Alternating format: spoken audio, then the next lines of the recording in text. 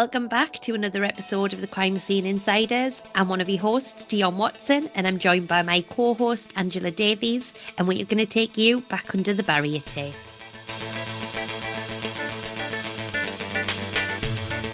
In today's episode, we are going to be looking at the murder of 77-year-old Judith Richardson, which took place in August 2011 up in Hexham in Northumberland. So this one has been on our timetable to look at for a while for a couple of reasons, really. The first one, a main one, being that it was one of the last murder investigations that I had any involvement in before leaving the police. And I have to say that this crime has always stuck with me, and I think will stay with me for the rest of my life because it was just so brutal. And I was the crime scene photographer in the post-mortem on this case, which we'll go into a little bit further down the line. But I literally can still put myself back in that mortuary room and go back to the sites that I saw. And it will, like I say, stay with me for the rest of my life because it was just savage was the word that we used in the post-mortem room, actually.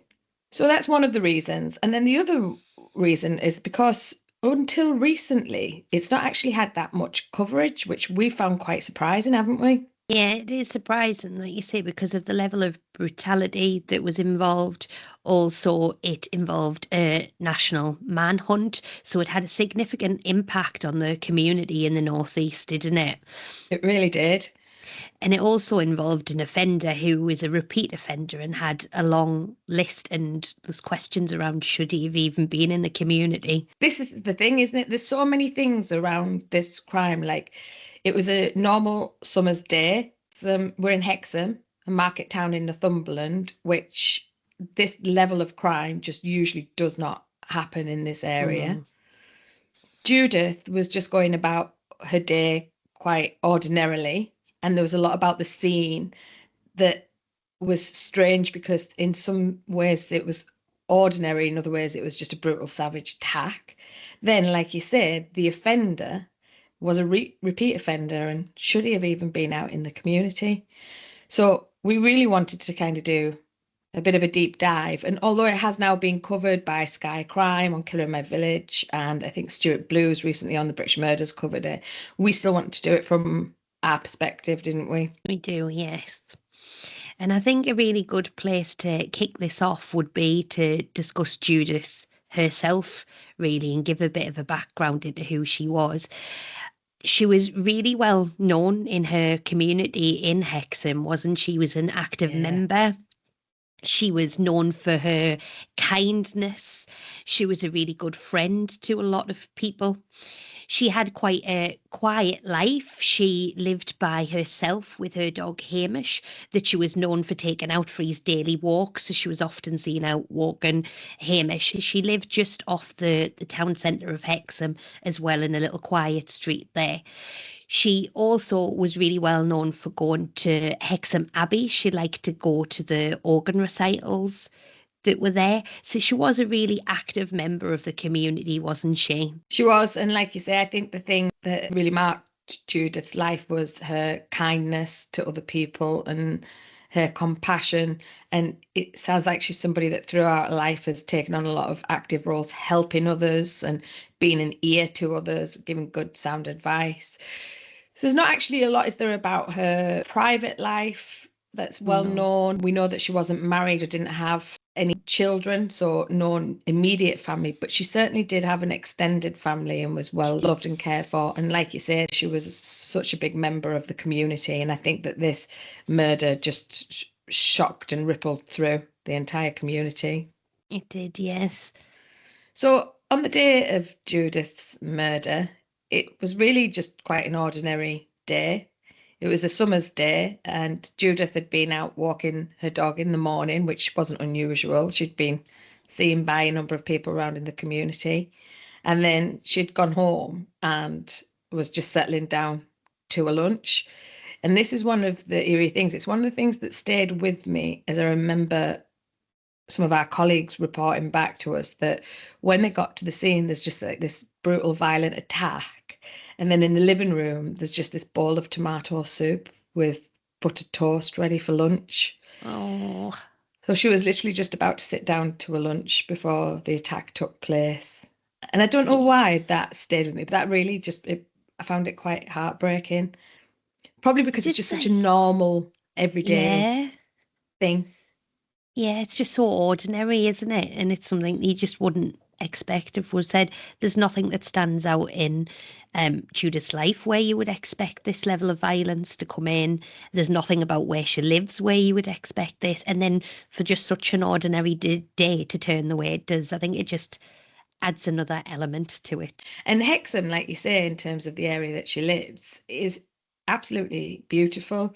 Now, we've talked about on the podcast that at one point I worked up in the Northumberland area, and I don't recall doing any crime scenes in Hexham itself in my period up there. Really? Yeah, the crime rate was really low there. It is just such a beautiful place, cobbled streets, very picturesque. Like you say, small population with a tight-knit community. So this is the last thing that you expect. And also, stranger murders, as this was, are quite rare anyway. Yeah, they are, aren't they? But for them to take place in somebody's home, an elderly lady's home as well. I think it's that vulnerability that adds to the horrible feeling of it as well, isn't it? That to happen to anyone is horrendous, but for the vulnerability, an elderly lady on her own, just having a lunch, it's just horrendous. So for those that don't know this crime or what happened, Graeme Jarman, who murdered Judith, turned up at her residence, knocked on her door, and pretended to be from Age Concern. And then when she's opened the door, he's brutally beat her with a hammer. This method of entry is called bogus official, isn't it? It is, yeah. And it's not a crime that's often talked about. And all it is a means where somebody uses some official capacity to gain entry to somebody's residence. So quite often people would come along and pretend to be from the water board or the gas and electric, and they would say they were there to read a meter and would show kind of a very quick flash of an ID or something and gain entry into someone's house. Quite often when we dealt with these, someone would do that and gain entry and leave the door ajar for another person to come in. So you'd have Yeah. one person would distract and somebody else would sneak in and be robbing the place whilst the other person kept them distracted. So quite often when this method is used, there's not actually violence. It's kind of a distraction technique usually, isn't it? Yeah, that's the other name for it, actually, isn't it? We've got bogus official because you pretended to be from somewhere else, or distraction burglary. I have to say, though, I always found these crimes difficult to deal with. And again, I think it's because they're targeting the vulnerable in our society. Yes, because often when we dealt with these, there were elderly people or people who were vulnerable in one way or another, weren't they? Yeah, and it used to make me mad. Me too. I hated them. They were awful. It's an awful method of entry. So Judith is well known for going into the charity shops and for using Age Concern. And Jarmin has used the leaflets from Age Concern, essentially gaining someone's trust to open the door, which is just law in itself, isn't it? It is. It's just really awful because he's took advantage of her good nature. He's knew that's something that she would open the door for. When Judith's opened the door, Jarmin has then beaten her with a hammer. So he's taken a weapon to the scene and used it immediately as soon as she's opened the door. And she was found in a hallway. He originally hit her several times and then he's basically gone inside and looked to ransack the property. And this again is another awful part of this, is it was purely financially motivated. Essentially he's been robbing her. And It's, why murder somebody or attack somebody that violently when you're going in for money? We see burglaries all the time, don't we? yeah, So after he's initially beaten her, like I say, he goes round the flat and he basically ransacks and he takes a bag and some jewellery. Judith, I say sadly because I think this must have been so traumatic and such an ordeal, hadn't died or wasn't unconscious from the first round of blows. And I think she'd crawled up the hallway, and he's come back out of her bedroom and saw her and then attacked her again. And That's the just attack horrendous. was absolutely savage. Yeah, it It's sounds all it. it was over, they say over 30 blows, but from the post-mortem injuries I remember, I feel like it was a lot more than that. So he's brutally attacked her and then left, and what was established later was that he'd taken a handbag and some jewellery. And the reason this kicked off as a criminal investigation was because of that handbag, wasn't it? It was, yeah. Graeme Jarman made off from the scene and he travelled into Newcastle city centre where he dumped the bag on top of a bin in a place called Clayton Street in Newcastle city centre outside a charity shop. The bag was found by a member of the public who found it and thought it was suspicious, a bit unusual. So they picked it up and handed it in to the local police station. So when the police had a look at the handbag, they went through it and found some ID within, which identified Judith. So they got in touch with the police who were local to Hexham and they went and attended Judith's address to do a welfare check, see what had happened with her handbag and make sure she was okay, really. They knocked on the door and Judith didn't answer. So, because they knew about her age and that she lived by herself, they thought they would gain entry to check everything was okay. And on opening the door, they found this absolutely horrendous scene. So, they found Judith deceased in her hallway, and it was obvious that a violent crime had taken place. Obviously, there was a lot of blood, and Judith had a lot of injuries. So, this is what kick-started this whole murder investigation. Yeah, the police thought they were, like you say, going around to do a welfare check, and actually this is what they opened the door to. It must have been a hell of a shock for those police officers. As we've talked about, this little sleepy community where not much crime happens, and then they just go on to do a welfare check and they think check on someone, see what's happened with the handbag, and then to find that, that must have been horrendous for them. I could imagine so. Awful. So this kick-started everything, and then from that point then, for us thinking forensically, we have a number of different scenes from here. So we have the house, which is the main scene. We have Judith, who is obviously within the scene, but Judith will be looked at in a post-mortem, which is where your role comes in, isn't it? Yeah. And then we also have this handbag. So all of a sudden, this handbag that's been found by a member of the public that was thought it could just be a bit of lost property, all of a sudden it becomes absolutely pivotal in this murder investigation. So we have items within that can be examined forensically, but we also have somewhere to work from of CCTV and other police investigations. So we know Judith's handbag has went from Hexham to Newcastle, but how did it end up there? Obviously, we have a city centre which are absolutely covered in CCTV. So it gives the police something where they can hone in on and start establishing when did this appear and work backwards from there. And that became really key in the investigation as well, didn't it? It did. CCTV actually ended up playing a massive part in the whole investigation, from originally tracking that bag from Newcastle and the person that left it there, and then tracking their movements, and then also tracking Jarman's movements moving forward. Because on the same day that he dumped the bag, there's also then CCTV of him going into a goldsmith's to pawn the jewellery that he'd taken from Judith. And the full sum of what he took from this murder and robbery was £300. So Judith lost her life over £300. £300. And he saw fit to use this level of violence to gain £300. Like, it just beyond comprehension. It's really difficult to fathom, isn't it?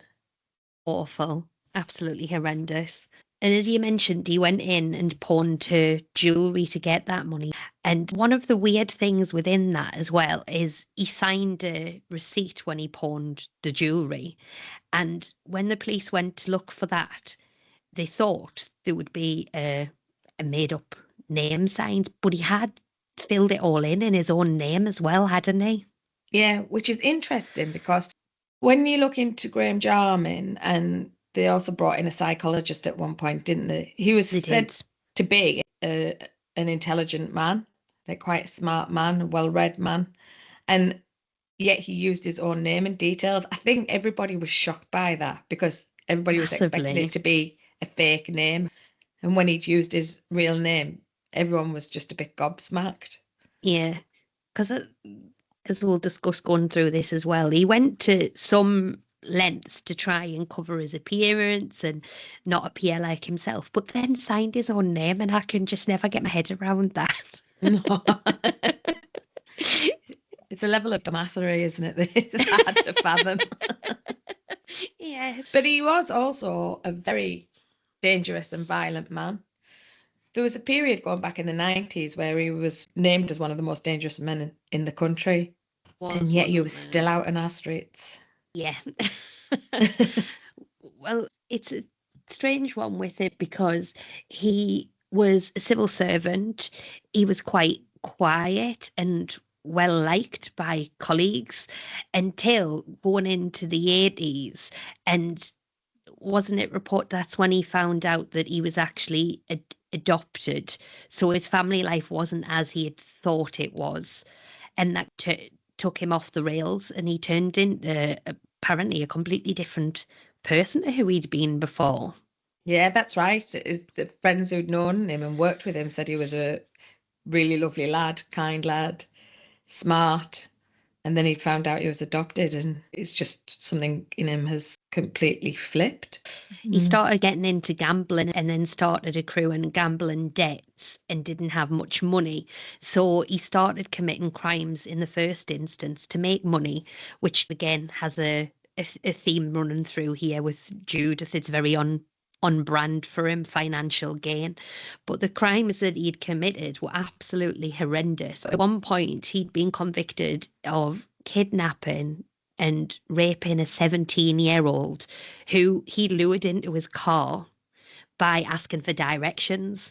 And he subjected her to quite a long ordeal. I think it was about 7 hours he had her for. And as part of that, he'd said to her that he was just your everyday psycho, which is just such a weird thing for someone to come out with. It is, isn't it? Well, I think that was one of his first big crimes. So he'd done a lot of robberies and thefts at this point. But like you said, the financial gain is one of the themes throughout his criminal history. Also targeting women. So both strands run through.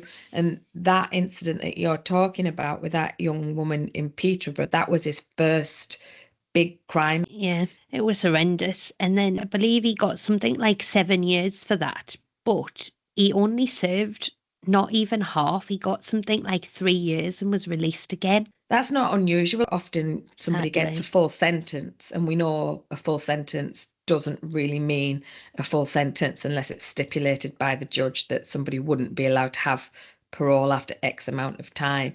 You often expect somebody to serve half if they manage to get through it on good behaviour.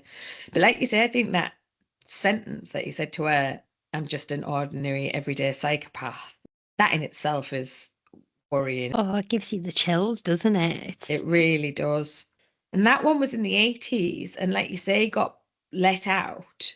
And then in the early 90s, I think about 92, he then went and forced entry into another young woman. She was 23, this one, in Lancashire. He was pretending that he was going to buy an apartment nearby. So he was wondering if he could just have a little look at hers to see what it's like. And she'd opened the door to him and let him in.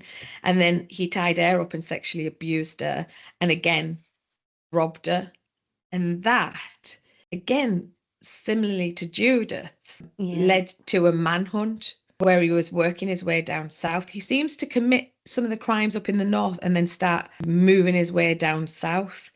And for that one, he eventually got arrested in Hastings, and he got 15 years for that one for indecent assault and robbery. Because on that one, when he was on the run, didn't he commit a number of armed robberies as well?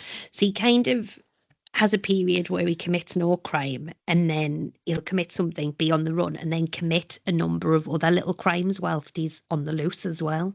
And this is the other thing, though, Dee, isn't it? So he got out early on the first one in the 80s. And then it was about 92 when he went in for this indecent assault and robbery and got 15 years. Yet he was out again in the early 2000s. Yeah, he only served something like 10 years for that one as well, didn't he? So another 5 years knocked off. So we're up to 9 years so far he's been let off with. Which is outrageous, isn't it? Well, he shouldn't have actually been out when these other crimes were being committed. So he shouldn't have been on the streets to be able to do these. Well, this is exactly it. He should have still been in prison in the early 2000s. I think it was 2003 when he committed yet another armed robbery and theft. But again, it was the assault of a woman. So he was still on license from the previous crimes. And he held a woman at knife point and stole her car in Oxford. So each time he should have still been in prison or was on license. He's out committing crimes. That doesn't suggest that he's been rehabilitated or he's a reformed character, does it? No, he's not learning from any of this. He's not been rehabilitated in any way, shape, or form, really, has he? No. And again, that was in 2003, and he got 8 years for that. But he was released in 2008. It's another 3 years short. So now we're at 11 years short of. Short of what he should have been serving. Wow. Actually, 12, sorry, 12. My maths is off. 12 years short of what he should have been inside for. And then when he was released in 2008, that's when he moved to the northeast. So Graeme Jarman's from Consett in County Durham, and I believe his mum lived there, and he moved back with his mum. So he's got a couple of years before he's gone on to murder Judith. It's horrendous. And that, again, set off a similar pattern. So he was a known sex offender. He was being monitored by Durham. It was reported his mum had went away and she used to give him money. So his money had dried up again. He'd committed some shoplifting offences in Durham.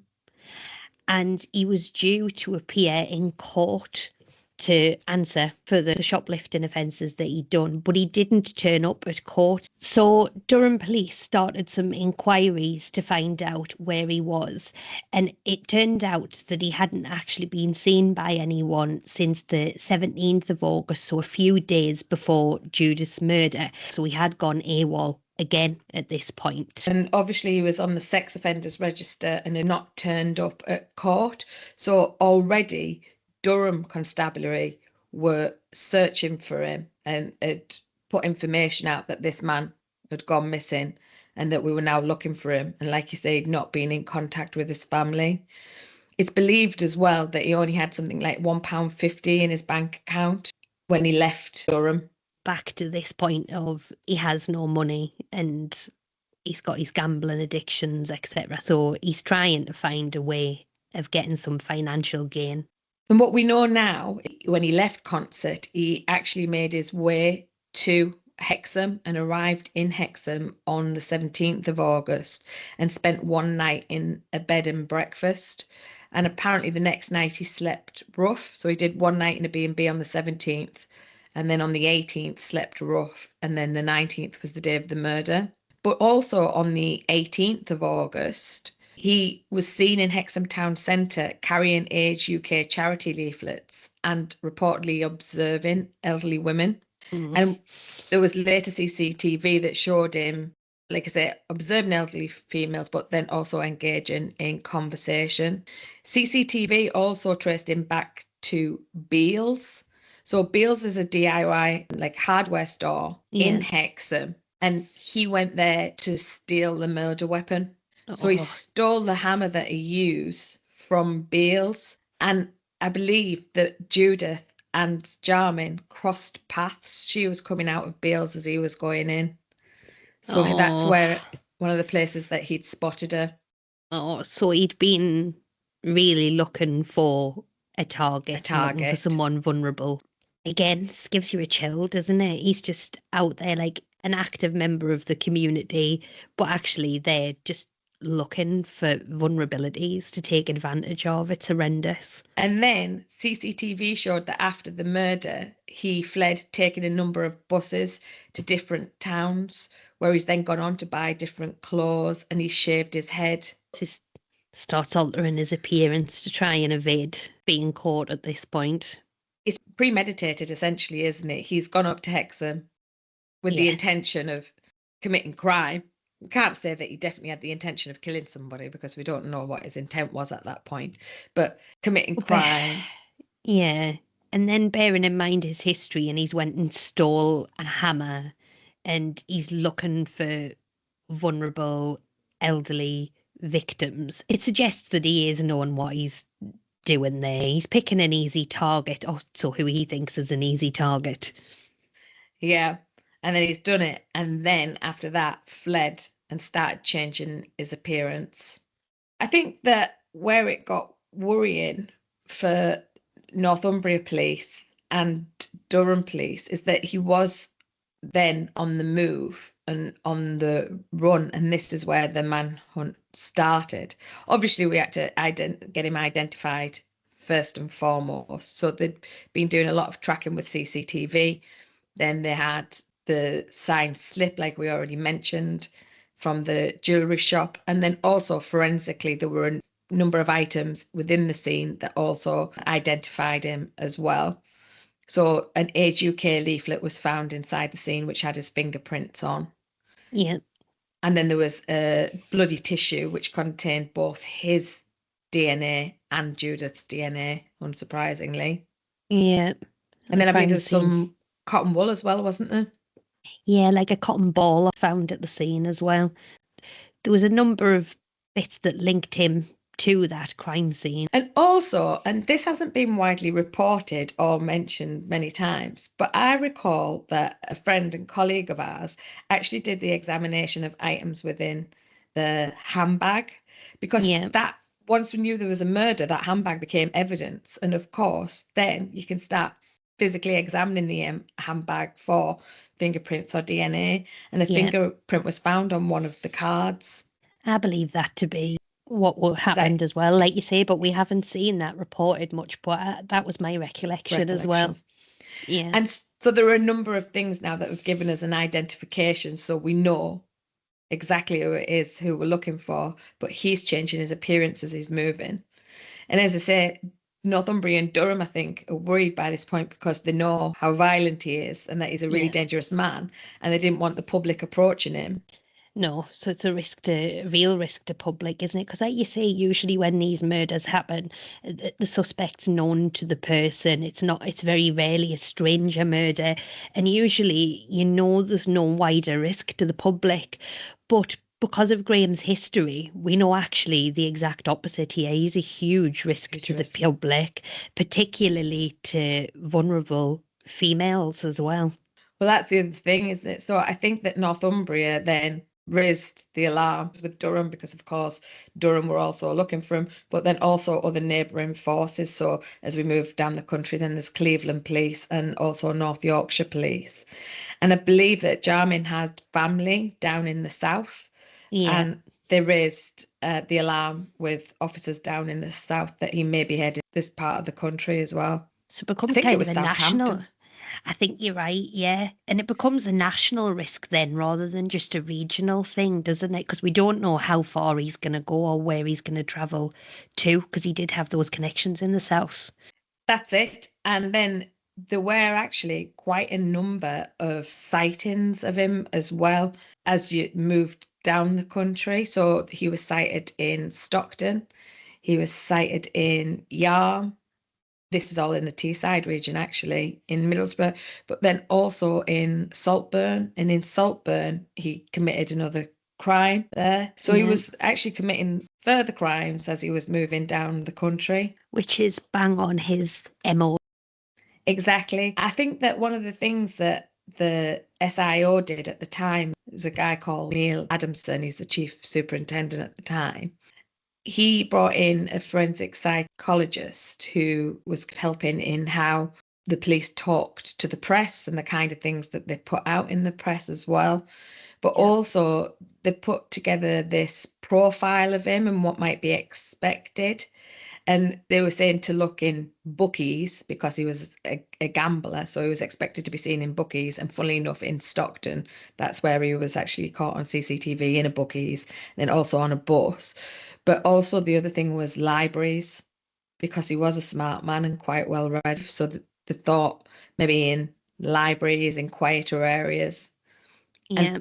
funnily enough, that's actually where he ended up getting caught 2 weeks after this manhunt started. It was, and that was quite interesting in itself because, like we say, they'd done this public appeal. It was very well publicised that he was on the run. The public were told not to approach, but to be very wary of him. And a librarian in Filey Library, because of the talk about he would use libraries, was one of the things they thought he might do. She set her screensaver on her computer in the library with his photograph, which Good thinking. it is good thinking. How many people would do that? I know. It's amazing the way this happened. So she had his screensaver and he actually came in to that library, and this librarian recognised him straight away and put the call in to the police. I just find that amazing the way that happened. It'd be interesting to talk to her and to know what went through her and what she was thinking when she's looking at this screensaver and then looking at this man that she knows has committed this brutal murder. I reckon you must be quite frightened. Yeah, it must be scary. But she was still really switched on with that, straight on the phone to the police. And the police came to the library, and that's where he ultimately ended up getting arrested. I think that he tried to charm his way out of that, but sergeant on duty call had been put in and he was having none of it. And Yeah, I he was believe brought in. so.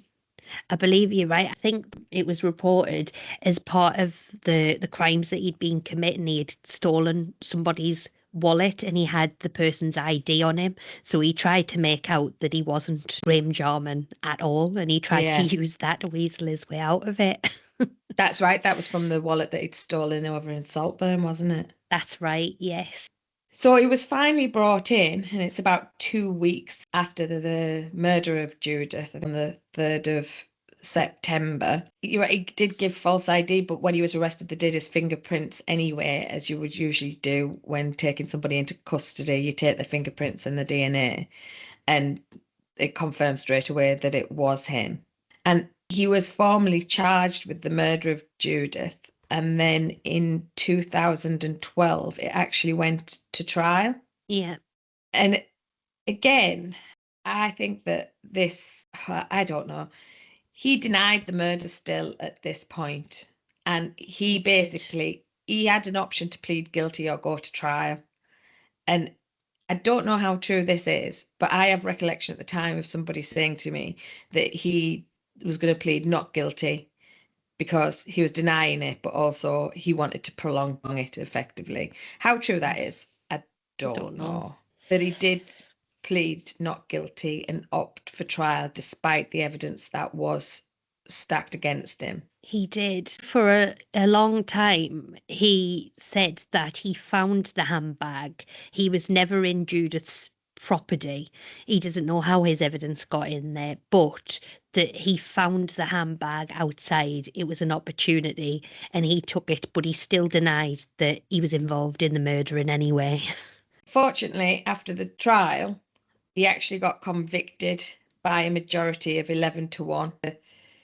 The jury spent 7 hours, 20 minutes deliberating. Yeah. So it didn't take them very long.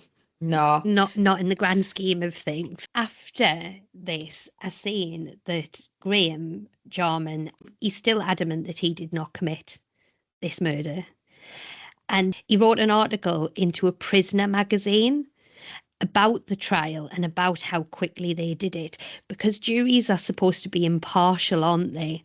But because there was such national coverage of this and it was out in the media, he tried to say that he did not get a fair trial because the jurors would have already known about all of the evidence that was out in the public, but he also made out that they would have known about his previous convictions, and that is what actually swayed them to a guilty verdict. And he has spoken in this article about that he doesn't think now, with smartphones and how much things out are on social media, that people get fair trials. Has he? Mm-mm. I knew that he thought that he didn't get a fair trial because of the media coverage and the internet coverage at the time, but I didn't know he'd spoken out in general about people not getting fair trials. That's interesting.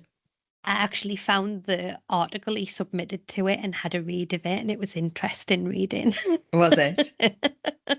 I mean, in some ways, I think he maybe has got a fair point in terms of how much does go out there into the public domain, and that do we truly have impartial juries if people are going online and reading, but you do get told not to read that sort of thing. And actually, prior convictions doesn't mean that someone's guilty of it. So people are taking it on the basis of evidence that's found within this crime. And within this, it was substantial, wasn't it? We had all the CCTV evidence of him. We've got all the forensic evidence. We've got him signing his own signature. It's not that there wasn't evidence in this case. No, and I suppose it depends on whether the jury was sequestered or not, because often in big investigations like this, they won't be allowed to go home or speak to people. They'd hand the phone in, they're put in a hotel, and the only people that they speak to is each other about the trial. Of course, you don't know what they've seen, like he says, I suppose, in the run up to it. Nope. So you can, like you say, see the point. And again, often to try and counter some of that and consider the fairness, sometimes they'll move court cases out of area. So they'll maybe go to a different region, for instance. I don't know in this case whether the jury were sequestered. I have no idea. Of course, it took place in Newcastle Crown Court, so it was within the Northumbria police thing. So, like you say, it may have been a good point that he was making, but actually the evidence stacked against him was significant. Yeah, it was huge in this instance. It's not that there was just one piece of evidence that everything hung on. There was so much in this case. And not just circumstantial either. No. As it was, he got sentenced to life imprisonment with a minimum term of 35 years. So he can't go for parole now until he's done 35 years. And the judge called him an extreme danger to women. Unfortunately, the appeals judge in London, who looked at his appeal application based on that we were just talking about, just refused it immediately. Odd. Yeah, which is good, is the right thing. But as we've talked and looked back across his criminal history, it is just startling how many years that he got handed down to serve. He actually got away with not serving. And had he been in prison where he should have been for the terms that he was being served, then these other crimes wouldn't have taken place. And were he not out in the community, Judith would still be alive. So has the criminal justice system let Judith down and a number of his other victims to boot?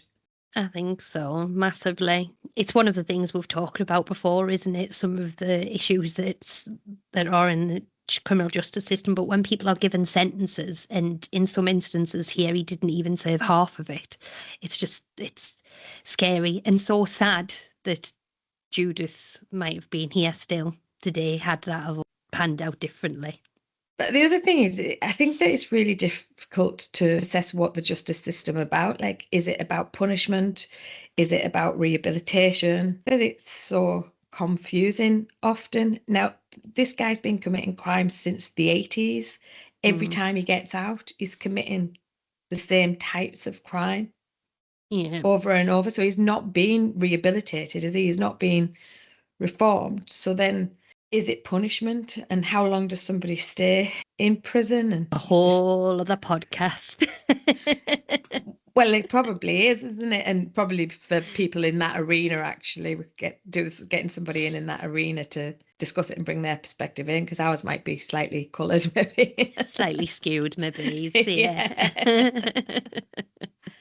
But I do feel that Judith was let down by the justice system, and I don't know, it's just an horrendous murder. Is. I'm glad in one way that we got the justice for her in terms of they got the person responsible and he's in prison and he's serving actually an extended period this time around and isn't available for parole. But like you say, it might not have happened in the first place. We shouldn't be having this conversation if he hadn't have been out there to do what he did. Exactly.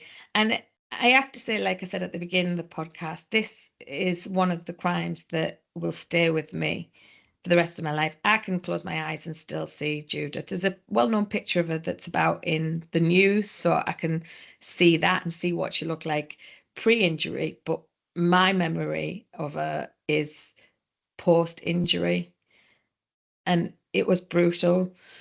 So, in post-mortems, when we're in there, there's 2 or 3 crime scene investigators, the forensic pathologist, the mortuary technicians, maybe a police officer potentially. In this case, an SIO was in there.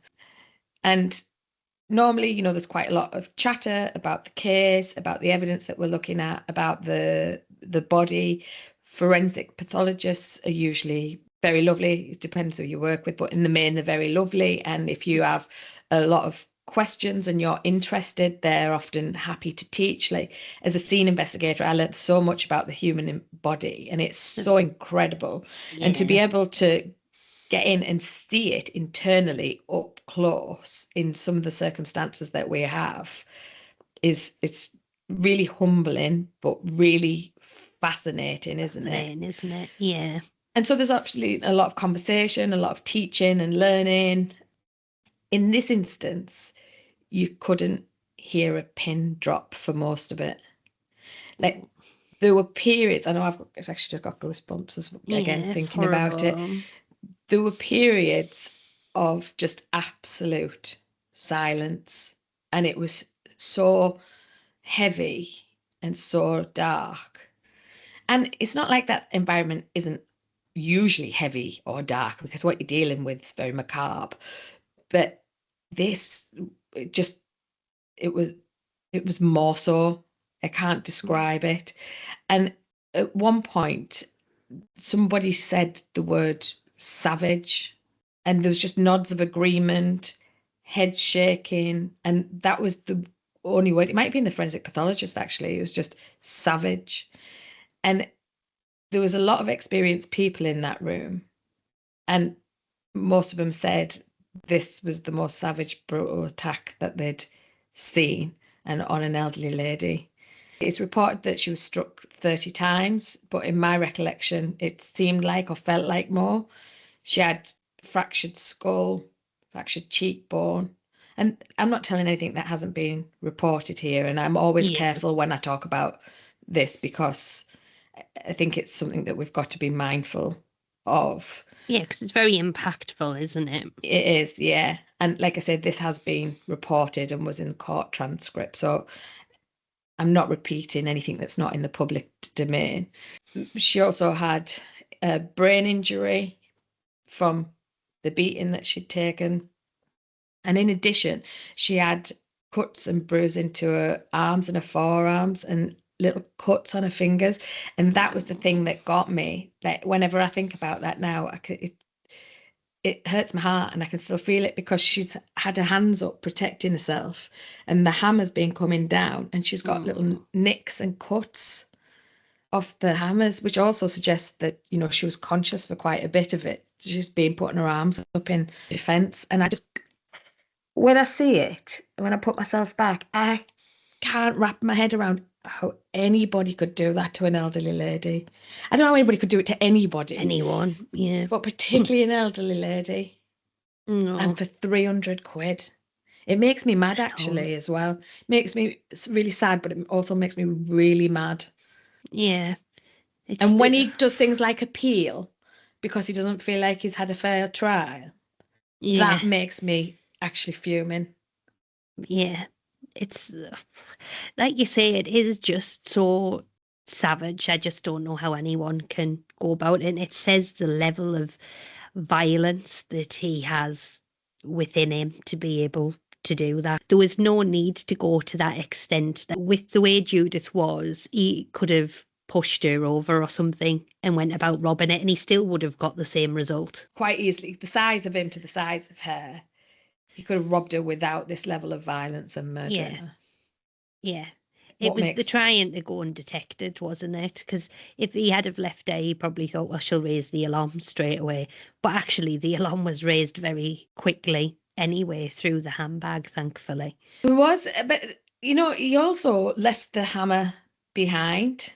It He was, did. I've often described it as a claw hammer because I thought it was, but it's one where it's got a ball head and then the other half of it is like a claw, but it doesn't split in two. So it's not called the claw, but it's basically, I can't I remember don't what it's remember the name called. of it now. Me either. My DIY is not that great. But essentially, that was the hammer that he used. So I think it's that other claw sharp ends that's caused the cuts and some of the lacerations, and then the round. We could tell in post-mortem that a hammer of some form had been used and that she'd died from blunt force trauma. It was so very evident. It's awful. But then he'd left the hammer behind in a carrier bag on the neighbour's wall. Yeah, this caused a big issue as well, didn't it? Because Oh, yeah. an elderly neighbour found the hammer in the carrier bag on his wall and for unknown reasons took it in. He didn't know it was anything to do with this. And then 2 days later, he returned the hammer to where he found it on his wall, and it was picked up and found by the police. But then his fingerprints were found on the carrier bag, so he was Yeah, arrested, and he was an elderly gentleman himself. he was. Um, I think he was something like 85. yeah, he was in his 80s, definitely, and it caused a huge issue. So he was arrested. He was, yeah, but he'd also been arrested previously a couple of days earlier with an elderly female. They both got taken into custody and were kept in overnight and then bailed. And I think Really? yeah, I remember it quite distinctly because we were all shocked that they'd arrested a 77, 78-year-old woman and an 85-year-old man. We couldn't quite wrap our heads around it. And I don't think we could compute two elderly people doing that to That level of violence Judith. as well. Yeah, it just didn't compute. And at that time, I don't think we really knew why they'd been arrested. There was some rumors going about how true it was or not. It was that they were arguing in the street.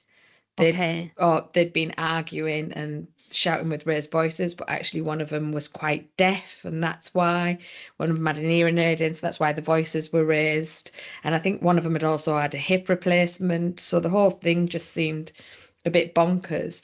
But then as it started to transpire, in fairness, the elderly gentleman's fingerprints were on that carrier bag, like he said. But I think he was arrested first and then bailed, and then his fingerprints were found a bit later because I believe he actually took the hammer in and then Yeah, put it back out. he had took it in, so he put it back out after he'd been arrested. So he failed to mention the hammer while he was being spoken to. He must have just panicked. Did they address that in court? In court, they did bring him in because that was a whole thing, because they didn't actually think they would be to bring him in as a witness because he was elderly and he was in hospital quite poorly, and they knew he was due a hip operation a few days later in that week, so they didn't know if they'd be to bring him in, but they brought him in by ambulance. And Jarman's defence actually asked him about this and said that he'd lied to police about having the hammer and why would he do that. And this was a whole thing because he had his hearing aids in court and he was actually struggling with hearing a lot of what was being said to him and comprehending what was being said. But he was saying that he knew nothing about it. He didn't know it was related to the murder, so he didn't think it was relevant. and he told everybody what he knew, but he wasn't involved in any way. Probably just thought he's found himself a new tool. He Not probably realising. did. Just like, oh, thank you very much. Tootling off. Bless him. I mean, it does look suspicious. I mean, the early arrest, I don't know what looked suspicious in that instance. It was, Yeah. we were all a bit baffled, but I'm sure the police will have had good reason. Yeah. And then when the fingerprint transpires on the bag and he's taken it inside and not told police and then put it back out, it does start looking suspicious, doesn't it? It does for sure. But I can't imagine having been in custody, 85-year-old man and 77, 78-year-old woman spending a night in custody. Oh, I know. Bless them. Awful. At their time, life must have been awful for them. Because they're not nice places, are they? No, definitely not. Oh, bless him. The thought of that's horrible. I know. They're quite cold and damp and they've got a distinct smell about them, aren't they? They're a bit stinky. Yeah, they have got that particular smell, haven't they? I can always remember it. Yeah, me too. So that can't have been very nice for them at all. No. But it was one night and then they were bailed. Because you never know who can do what in this world. That's how many things that we've seen that are so surprising and you just blows your mind. You've got to just follow the evidence, and yeah, the fingerprints were on the bag at the end of the day. Exactly. I think going off appearance, Graeme Jarman's a prime example of this. Looking at him, he looks like just a very ordinary man, doesn't he? You wouldn't look at him and think he was capable of the level of violence that he has committed multiple times now. Yeah, that's very true. And the judge at sentencing said this time that he'd showed absolutely no remorse and posed an ongoing threat to women, which I think he's proved over and over again. And like we've discussed throughout the podcast, he's been committing the same kinds of crimes repeatedly since the 80s, which is attacks against women and violent crimes for monetary gain. But, this time he got a life sentence with a minimum term of 35 years. So he's not eligible for parole now till 2047. And he was 48 when he went back in. So he'll be in his 80s before he's eligible for parole. So I think that this time it's highly likely he will spend the rest of his life in jail. And, rightly so in this instance. I think it's like we said, it's just a real shame that justice hadn't been served appropriately previously so that we weren't in this situation and Judith could exit her life in a more natural way than being taken out this brutally. Yeah. And I think that might be a good place to round up this case, do you? Yeah, I do. Like we say, we wanted to cover Judith's case because it's not really very well known, and then obviously you worked on the case, so bring a different perspective to it and give some of those behind the scene insights into it. We hope everybody has enjoyed listening, and we will be back in a fortnight's time where we will take you back under the barrier tape.